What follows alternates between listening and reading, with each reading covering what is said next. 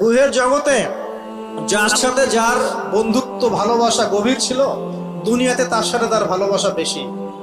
এটা হয়তো জানেন না, জানতেন হাদিসটা? রুহের জগতে যদি কখনো আপনার সাথে আমার দেখা হয়ে থাকে, দুনিয়াতে আপনার সাথে আমার দেখা হবে ইনশাআল্লাহ। রুহের জগতে যদি আপনার আমার মধ্যে ঘনিষ্ঠ ভালোবাসা থেকে থাকে, এখানেও ভালোবাসা হয়ে যাবে ইনশাআল্লাহ। এটা বলে আমি আবার তোমাদের বয়ফ্রেন্ড গার্লফ্রেন্ড ভালোবাসা বুঝাই নাই, ওই ভালোবাসার কথা বলি নাই। আবার রুহের জগতে বিদ্বেষ, এখানেও দেখবেন বিদ্বেষ। ওটা একটা জগৎ ছিল যেখানে আল্লাহ পাক সমস্ত আদম সন্তানকে সৃষ্টি করে তাদের রুহটাকে রেখেছিলেন এবং ওয়াদা নিয়েছেন। কি ওয়াদা? আল্লাহ পাক বলেছিলেন আলাস্তু বিরাব্বিকুম, সূরা আরাফের 182 নম্বর আয়াত পড়ে দেখবেন, 182 নম্বর আয়াত। আল্লাহ পাক বলেছিলেন যে আমি ওয়াদা নিয়েছিলাম, আলাস্তু বিরাব্বিকুম, আমি কি তোমাদের রব নই? আমরা সবাই বলেছিলাম বালা ইয়া রাব্বি, অবশ্যই আপনি আমাদের রব। দুনিয়াতে এসে আমরা ভুলে গেছি। এই ভুলে যাওয়াটা মনে করায় দেওয়ার জন্যই আল্লাহ পাক আসমানে কিতাব নাজিল করেন, নবী রাসূল পাঠান, আমাদের কান পর্যন্ত ইসলামের দাওয়াত পৌঁছে দেন, যাতে আমরা মনে করতে পারি। রুহের জগতের পর আসলাম এই যে দুনিয়ার জগৎ, দারুদ দুনিয়া। দুনিয়ার মধ্যে আছি হয়তো 50, 60, 70, 100 বছর হায়েস্ট। এরপর যাবে দারুল বারজাখ, বারজাখের জগৎ। পাপী ব্যক্তি হলে জাহান্নামের দরজা খুলে দেওয়া হবে আর জাহান্নামের সে আযাব ভোগ করতে থাকবে, এবং পুণ্যবান ব্যক্তি হলে জান্নাতের দরজা খুলে দেওয়া হবে এবং এর নাজ নেয়ামত সে ভোগ করতে থাকবে। তখন তাকে বলা হবে এটা জান্নাতের সেই জায়গা যেখানে তুমি থাকবে। এটা দেখার সাথে সাথে, শোনার সাথে সাথে তার যে খুশি উৎফুল্লতা আরো অনেক বেড়ে যাবে। এবং সে কি করবে জানেন? সে পৃথিবীতে ফিরে আসতে চাইবে। সে বলবে আমাকে আমার পরিবারবর্গকে জানাতে দেন, আমাকে আমার পরিবারবর্গকে জানাতে দেন যে আমি ভালো আছি।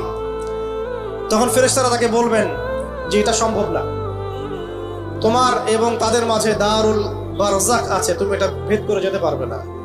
তখন তার আত্মাটাকে ইল্লিনে দেওয়া হবে, একটা সবুজ পাখির আকৃতিতে জান্নাতে ঘুরে বেড়াবে ইনশাআল্লাহ।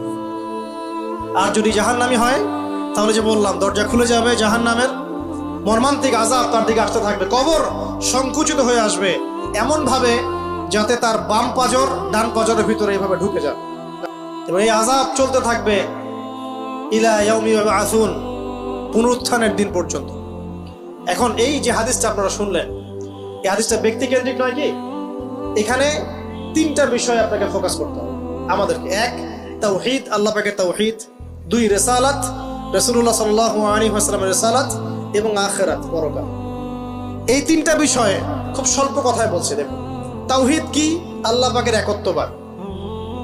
এক আল্লাহকে আপনি সৃষ্টিকর্তা মানবেন, রিজিক দাতা মানবেন, পালন কর্তা মানবেন, সন্তান দাতা, ভালো মন্দের মালিক, সমস্ত কিছুর মালিককে আল্লাহ।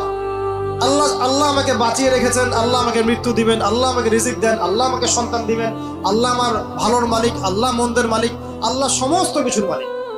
এই কনসেপ্ট পরিষ্কার থাকবে, লা ইলাহা ইল্লাল্লাহ পরিষ্কার থাকবে। সমস্ত বিষয় কার পক্ষ থেকে? আল্লাহর পক্ষ থেকে। এই তাওহীদ, শর্ট সংক্ষিপ্ত কথায় বললাম তাওহীদ। এর মধ্যে তিনটা ক্লাসিফিকেশন আছে: রুবুবিয়্যাত, উলুহিয়্যাত, আসমা ও সিফাত। এটা আপনারা কিতাবুত তাওহীদ বই থেকে পড়ে নিয়ে সংক্ষেপে বলে দেই। রুবুবিয়্যাত, আল্লাহ পাকের সমস্ত বিষয়গুলো তার দিকে সম্বন্ধ করা, সৃষ্টিকর্তা, পালনকর্তা, রিজিক দাতা সবকে আল্লাহ। উলুহিয়্যাত কি? দুনিয়াতে এসেছি আল্লাহ পাকেরই দাসত্ব করতে হবে, অন্য কারো দাসত্ব চলবে না, তাওহীদ উলুহিয়্যাত। আসমা ও সিফাত কি? আসমা সিফাত মানে হচ্ছে আল্লাহ পাকের নাম গুণাবলীগুলো আছে। আল্লাহ পাক রহমান, আল্লাহ পাক রহিম, আল্লাহ পাক রাজ্জাক, হ্যাঁ, আল্লাহ পাক গফুর, আল্লাহ পাক শাদীদুল ইকাব। সমস্ত গুণাবলী কার? আল্লাহ। এই হলো আসমা সিফাত। আল্লাহ পাক যেমন, আল্লাহ পাক তেমন, আল্লাহ পাক নিজের মতো, কারোর সাথে তুলনীয় নন। ওয়াল্লাহু আহাদ, একক। আল্লাহুস সামাদ, তিনি অমুখাপেক্ষী। লাম ইয়ালিদ ওয়া লাম ইউলাদ, তিনি জন্ম দেননি, জন্মিতও নন। ওয়া লাম ইয়াকুল লাহু কুফুয়ান আহাদ, তার সমতুল্য আর কিছুই নাই। আল্লাহ থেকে সবকিছু হয়, এটাই হলো তাওহীদ। এখন এর অপোজিশন কি? শিরক। তাওহীদের বিরুদ্ধে গেলে কি হয়ে যাবে? শিরক। কেউ যদি মনে করে যে আল্লাহ ছাড়া কেউ আমাকে জীবন দিতে পারে, আল্লাহ ছাড়া কেউ আমাকে মারতে পারে, আল্লাহ ছাড়া কেউ আমাকে রিজিক দিতে পারে, অথবা আল্লাহ ছাড়া কেউ সন্তান দিতে পারে, আল্লাহ ছাড়া অন্য কারো কাছে কেউ যদি দোয়া করে, আল্লাহ ছাড়া অন্য কারোর জন্য নজর মানত করে, আল্লাহ ছাড়া অন্য কারোর নামে কসম খায়, আল্লাহর হালালকে হারাম করে দেয়, আল্লাহর হারামকে হালাল করে নেয়, ঠিক আছে?